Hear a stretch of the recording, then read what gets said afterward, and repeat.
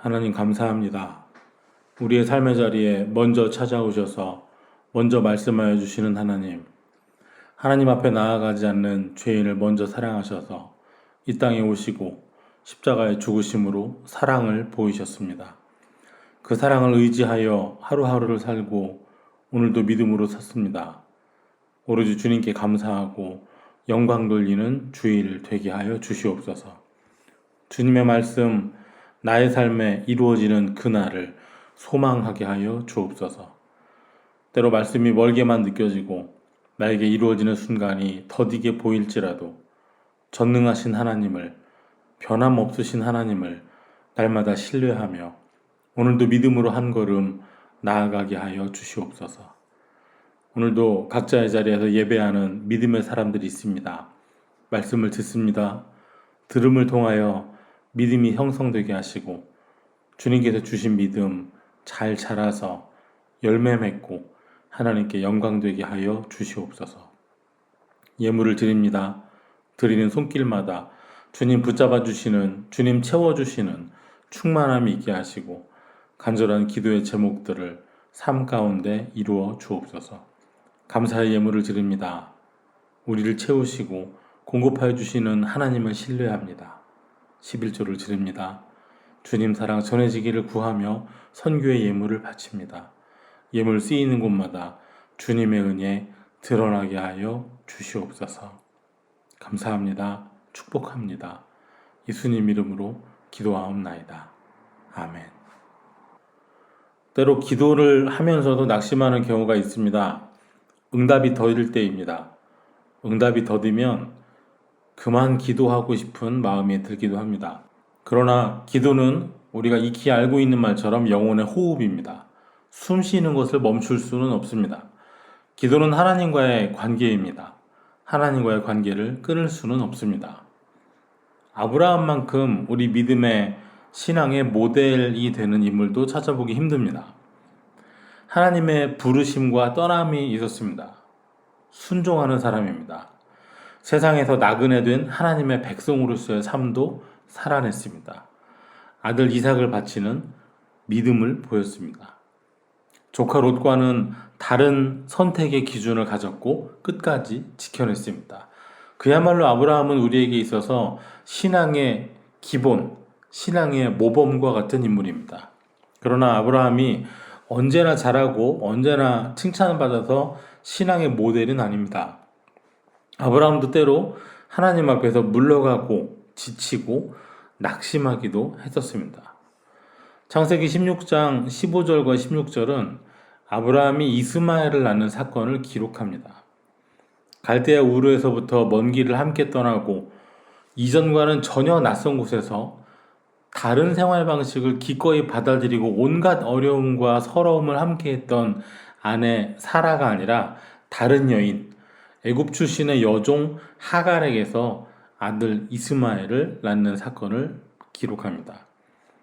믿음의 사람 아브라함은 왜 본처가 아닌, 아내가 아닌 여종에게서 아들을 낳았을까요? 하나님의 약속이 있었습니다. 본토 친척 아비집을 떠나라 하신 하나님께서, 지시하신 곳으로 가라 말씀하시는 하나님께서, 그 하나님이 주신 약속의 말씀이 있었습니다. 아브라함은 그 약속의 말씀에 순종했습니다. 갈 바를 알지 못했어도 따라갔습니다. 창세기 12장 4절에 이에 아브라함이 여호와의 말씀을 따라갔고 롯도 그와 함께 갔으며 아브라함이 하란을 떠날 때에 75세였더라. 다른 무엇도 아닌 말씀을 따라갔습니다. 하나님의 약속은 너무 분명했습니다. 12장 2절에 보시면 내가 너로 큰 민족을 이루고 내게 복을 주어 내 이름을 창대하게 하리니 너는 복이 될지라. 큰 민족을 이루려면 먼저 자식을 낳아야겠지요.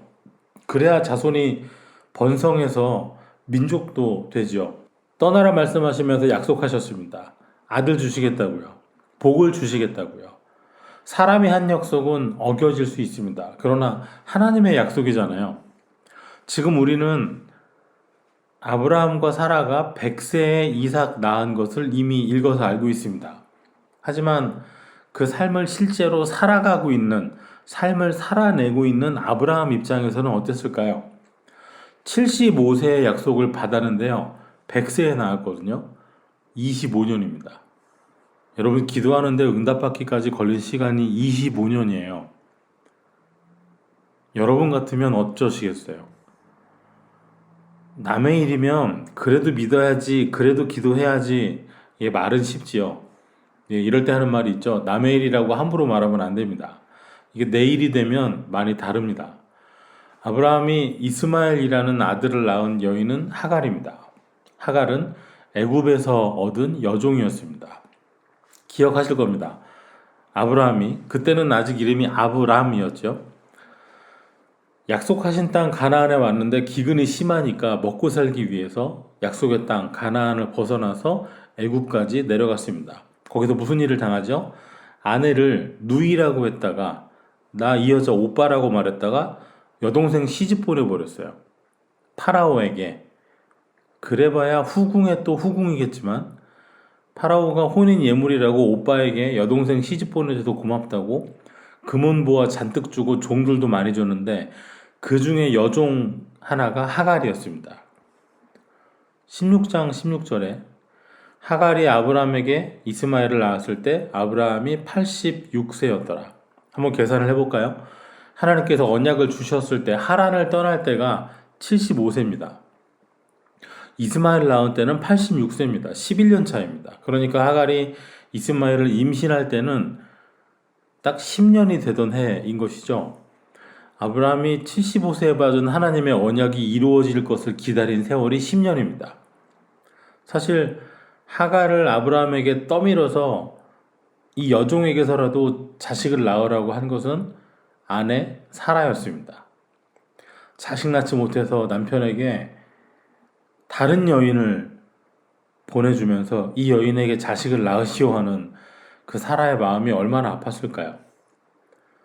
이 사건을 두고 우리는 이스마엘 낳은 것을 성급했다고 종종 말을 합니다만 아까도 말씀드렸지만 남의 일이라고 그렇게 함부로 말하는 건 아닙니다.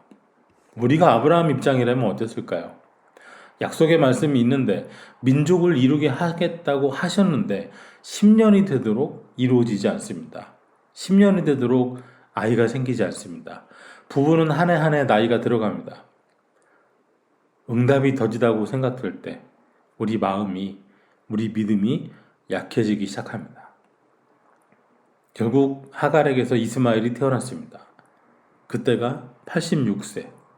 그리고 우리가 주의해서 보아야 할 구절, 바로 17장 1절로 이어집니다. 아브라함이 99세 때 여호와께서 아브라함에게 나타나서 그에게 이르시되 나는 전능한 하나님이라 너는 내 앞에서 행하여 완전하라. 17절에서는 아브라함의 나이가 99세입니다. 지금 99살이에요. 이스마엘 태어날 때 86세였고 지금 99세입니다. 13년 지났습니다. 16장 16절에서 17장 1절은요. 우리 보고 있는 성경책에서는 바로 다음 줄이고 바로 다음 장이지만 이 사이에는 무려 13년이 있습니다. 13년 동안 아브라함 인생에 대해 단 하나의 기록도 없습니다. 13년 동안 뭐 했나요? 이스마엘 무럭무럭 자랐습니다. 13년 동안 어떻게 살았어요? 하갈에게 아들 낳고 그 아들 키우면서 살았습니다. 그런데 하나님의 말씀은요. 떠나라고 부르시고 말씀하시고 약속하시고 동행하시고 애굽에서는 아내를 여동생이라고 했다가 빼앗겨버린 아브라함에게 아내를 되찾아 주시던 그 하나님의 은혜는 어디로 갔을까요? 말씀은 어디로 갔을까요? 무려 13년 동안 아무런 말씀도 기록도 없습니다. 아브라함은 어땠을까요? 무슨 생각을 하면서 살았을까요? 어쨌든 아들 하나 낳았으니까 말씀이 이루어져서 아무 말씀도 없으시다 이렇게 생각을 했을까요? 아니면 하나님께서 이스마엘을 기뻐하지 않으셔서 침묵하시는가 고민했을까요? 애굽 여인 하갈에게서 이스마엘을 낳은 것을 하나님께서 어찌 생각하셨는가? 1절에 있는 내용을 통해서 알 수 있습니다. 하나님께서 말씀하십니다. 첫째로 나는 전능한 하나님이라. 13년 만에 하시는 첫 말씀입니다. 13년 지났습니다. 아브라함 나름대로 만족하며 살아가려 애썼을까요? 이스마엘 점점 커갑니다. 13살입니다. 고대 중동의 유목민들은 결혼을 일찍 했습니다. 13살이면요 조만간 결혼 약속할 때가 됩니다. 보통 13살이면 이미 집안끼리는 결혼 상대가 어느 정도 결정이 되는 나이라고 그럽니다. 만약에 이스마엘이 이대로 커서 결혼을 하게 되면 어떻게 될까요? 아브라함의 합법적인 후계자로 확정이 되는 겁니다. 이스마엘은 커갑니다. 반면에 아브라함과 사라, 아직 아브라함 사레라는 이름을 가지고 있는 노 부부는 그야말로 정말로 노 부부가 되어가고 있습니다. 이제는 안 됩니다. 아이를 못 낳습니다. 이미 사라가 아이를 가질 수 있는 때가 지나버렸습니다. 이런 13년을 지나온 아브라함에게, 99세의 아브라함에게 하나님은 말씀하시죠. 13년 만에 처음 하시는 말씀이 나는 전능한 하나님이라. 왜 전능한 하나님이라고 말씀하실까요? 아브라함 생각에는 안 돼요. 이제는 못 낳아요. 못 가져요. 그런데 하나님은 전능하시다고 하세요. 우리 생각에는 안 되는데 하나님 생각에는 됩니다. 우리 눈에는 안 보이는데 하나님은 보고 계세요. 우리 손으로는 잡을 수 없는데 하나님은 이미 만지고 계십니다. 우리는 없는데 하나님은 없는 것을 있는 것으로 부르십니다. 그래서 말씀하십니다. 나는 전능한 하나님이라. 둘째로 너는 내 앞에서 행하여 라고 말씀하십니다. 여기서 알 수 있습니다. 아브라함이 이스마엘 낳은 것은 하나님 앞에서 한 행동은 아니었습니다. 하나님의 언약을 벗어난 행동이었습니다. 하나님께서는 사라를 통해서 이삭을 주시겠다고 약속하셨습니다. 하지만 때가 아니었습니다. 아브라함과 사라의 성급한 마음이 이스마엘을 낳게 한 것이 맞긴 맞습니다. 하나님 앞에서 행한 것 아니었습니다. 그래서 이제 하나님 말씀하십니다. 내 앞에서 행하라. 코람데오, 익숙한 말이죠. 하나님 앞에서, 더 정확히 말하면 어디에 있든지 하나님을 향해서 서 있다는 의미입니다. 우리의 모든 삶이 하나님을 향한 삶이 되어야 하겠습니다. 하나님 앞에서, 하나님을 향해서 살아가는 삶 사시기를 주의 이름으로 축원합니다. 세 번째로 완전하라 하십니다. 완전하라는 말씀은 흠이 없이 하라는 말씀입니다. 하나님 앞에서 하나님을 향한 삶을 완전한 삶으로 살아내라는 말씀입니다. 13년 만에 침묵을 깨트리며 말씀하시는 하나님께서 첫째는 나는 전능한 하나님이라. 둘째는 하나님 앞에서 행하라. 셋째는 그래서 완전하라. 흠없는 삶을 살라. 말씀대로 언약 안에서 살라 말씀하십니다. 아브라함이 일방적으로 하나님께 달라고 기도한 것 아니었습니다. 하나님께서 먼저 아브라함에게 떠나라 가라 복이 되게 하겠다 민족이 되게 하겠다 먼저 말씀하셨습니다. 그런데 10년이나 말씀이 이루어지질 않습니다. 이제는 안 될 것 같습니다. 더는 힘들 것 같아요. 나이가 들수록 가능성이 없어집니다. 그래서 생각해낸 방법이 하갈이었습니다. 하나님께서는 아직 말씀을 이루지 않으시고 아브라함과 사레가 나름대로 찾아낸 방법이 하갈에게 젊은 여종에게 자식을 낳아보자 였습니다. 그러나 하나님께서는 그날부터 침묵하셨습니다. 말씀하지 않으셨습니다. 그렇다면 이 침묵의 13년은 어떤 의미가 있을까요? 단지 아브라함에게 벌 주시기 위한 침묵의 13년일까요? 하나님께서 아브라함에게 나 화났다 하시면서 말 안 해 하시는 기간일까요? 아닙니다. 이 13년은 아브라함이 하나님 말을 전적으로 완전히 신뢰할 수밖에 없는 상황이 될 때까지 오히려 하나님께서 침묵 가운데 기다리신 13년입니다. 더 나이 들고 이제는 사라가 정말로 아이를 가질 수 없는 남편도 아내도 너무나도 나이가 들어버려서 더는 소망도 방법도 기대도 없을 때 이제 아이 가지면 정말로 하나님께서 하셨다라고 밖에 말 못하는 날이 될 때까지 하나님은 기다리셨습니다. 아브라함이 떠는 사라가 그래 본처가 낳은 건 아니지만 이스마엘도 아들이고 또 다른 아들도 없고 잘 자라고 있으니까 나름대로 이게 응답이 아니겠나 하는 동안 하나님께서는 아무 말씀 없이 침묵 가운데 13년을 기다리셨습니다. 더는 소망도 방법도 기대도 없을 때 하나님께서 말씀하십니다. 나는 전능한 하나님이라. 너희 생각에는 안 돼도 소망 없어도 가망 없어도 하나님은 전능하시다. 다른 생각하지 말고 딴 데 가지 말고 내 앞에서 완전하게 행하라 말씀하십니다. 계속해서 말씀이 이어집니다. 17장 7절에서요. 내가 내 언약을 나와 너 및 내 대대 후손 사이에 세워서 영원한 언약을 삼고 너와 내 후손의 하나님이 되리라. 8절에서도요.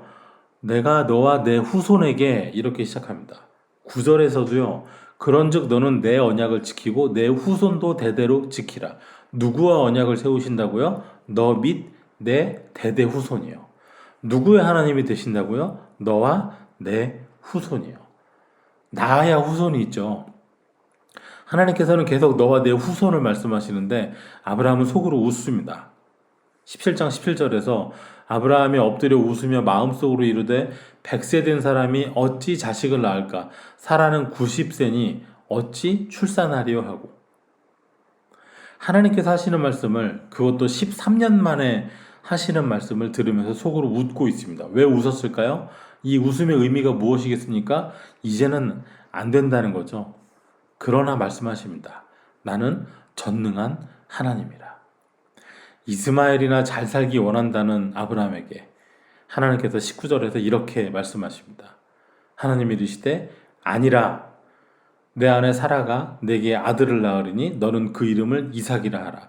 내가 그와 내 언약을 세우리니 그의 후손에게 영원한 언약이 되리라.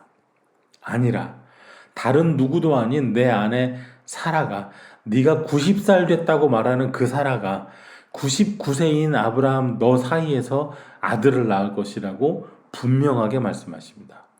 어떻게 이런 일이 가능합니까? 1절 말씀처럼 전능하신 하나님이시기 때문입니다. 이 말씀에서 나누고자 하는 교훈은 이것입니다. 첫 번째는 입술의 고백입니다. 오늘 우리가 살펴보고 있는 아브라함에게는 하나님의 능력에 대한 고백이, 믿음의 말이 없습니다. 입술의 고백이 없습니다. 속으로 웃으며 심중에 이르기는 합니다. 그러나 아브라함에게 아직 고백이 없습니다. 그가 하는 말은 이스마엘이나 하나님 앞에서 살기를 원하나이다 였습니다. 하나님께서는 아브라함에게 내 앞에서 행하여 완전하라, 하나님 앞에서 살라 하시는데 아브라함은 그 자신도 아닌 나는 이제 됐고 이스마엘이나 하나님 앞에 살기 원한다 말합니다. 여러분, 올바른 참된 입술의 고백 소유하시기 바랍니다. 로마서 10장 19절부터 내가 만일 내 입으로 예수를 주로 시인하며 또 하나님께서 그를 죽은 자 가운데서 살리신 것을 내 마음에 믿으면 구원을 받으리라. 사람이 마음으로 믿어 의에 이르고 입으로 시인하여 구원에 이르느니라 하였습니다. 입술의 고백은 중요한 것입니다. 우리 입술에 전능하신 하나님에 대한 고백이, 우리 구주 예수께서 우리를 죄에서 구하시기 위해서 십자가에 죽으시고 부활하셨고 승천하셨으며 다시 오실 것이라는 그 고백이, 그 예수님이 내 구주 예수님이시라는 고백이 있으시기를 축원합니다. 둘째로, 하나님의 침묵은 단절이 아닙니다. 오히려 이 기간은 아브라함이 믿음의 조상 되기에 합당해지기까지 말없이 기다리시는 하나님의 기다림이었습니다. 아브라함에게 23년은 하나님의 침묵만 있는 것이 아니라 하나님의 기다리심이 있는 13년입니다. 베드로후서 3장 9절에 주의 약속은 어떤 이들이 더디다고 생각하는 것 같이 더딘 것이 아니라 오직 주께서는 너희를 대하여 오래 참으사 아무도 멸망하지 아니하고 다 회개하기에 이르기를 원하시느니라. 더딘 것이 아닙니다. 우리를 오래 참으사 기다리시는 것입니다. 우리는 13년의 침묵이 징계라고만 생각하기 쉽습니다. 그러나 생각해야 됩니다. 아브라함만 하나님의 침묵 13년을 견딘 것이 아니라 하나님께서도 아브라함과 사라가 전능하신 하나님만 의지할 수 있는 때가 되도록 하나님께서도 기다리셨습니다. 하나님은 오래 참으심으로 아브라함이 믿음의 조상 되기에 합당한 사람 되기까지 기다리셨습니다. 때로 우리 삶에도 하나님의 침묵의 때가 있습니다. 하나님 침묵하실 때 주의해야 합니다. 하나님 침묵하신다고 해서 우리를 잊으신 것이 아닙니다. 하나님 침묵하신다고 해서 우리가 하나님을 잊어서도 안 됩니다. 하나님의 침묵에는 이유가, 목적이 있습니다. 오로지 하나님만 의지할 수밖에 없는, 하나님 아니고서는 불가능한 때까지 기다리시는 하나님의 인내가 있었습니다. 하나님께서 침묵하시는 때, 그때 더 믿음 안에서 잘 살아야 합니다. 하나님의 침묵은 노가 아닙니다. 거절이 아닙니다. 기도 응답 중에 침묵하시는 것, 나는 기도 응답 못 받나 봐요. 그게 문제가 아닙니다. 우리가 관심을 가져야 하는 것은 하나님의 침묵이 아니고요. 여전히 동행하시는 하나님의 동행에 있습니다. 하나님께서 침묵하셨지만 그렇다고 아브라함과 동행하지 않으신 것이 아닙니다. 하나님의 동행이 없었다면 한시도 살 수 없었던 아브라함이고, 우리 역시도 하나님의 동행이 없이는 단 하루도 한 시간도 살 수 없는 것이 우리입니다. 여러분, 동행하는 사람의 인기척을 느끼듯이 우리와 동행하시는 하나님의 기척을, 임재의 숨결을 느끼시기 바랍니다. 때로 하나님의 침묵이 있어도 여전히 우리와 동행하시는 것을 확신하시기 바랍니다.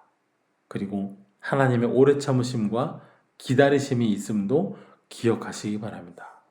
더 나이 들고 더 이상 소망이 전혀 없는 순간에 하나님께서는 전능하신 하나님이심을 말씀하시며 하나님 앞에서 완전한 삶을 살 것을 요구하셨습니다.